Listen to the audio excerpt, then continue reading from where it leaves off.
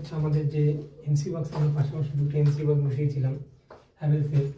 তো অনেকেরই প্রশ্ন থাকতে পারে যে আমরা এরকম রাউন্ড করে পাইপটা কেন নামিয়েছি, সোজাসুজি নামালে তো আমাদের খাটনিটা কম হতো, কেন আমরা এইভাবে নামালাম সেটা আমরা বলবো আজকে। আমাদের এইভাবে নামানোর ইউজ করে নামানোর একটাই কারণ, অনেক সময় দেখবেন যে সোজাসুজি পাইপ নামালে আমাদের পাইপের ভিতরে জিআই দিয়ে যখন আমরা তার টানি তখন তারের ভিতরে জল, আপনারা যখন এই প্লাস্টার করে দেয়াল ভেজায় তখন ভিতরে অনেক সময় জল চলে যায়। জল চলে যাওয়ার কারণে পাইপের ভিতরে জল থাকলে জানেন তার কিছুদিন পরে হয়তো যে তারটা নষ্ট হয়ে যাওয়ার ভয় থাকে।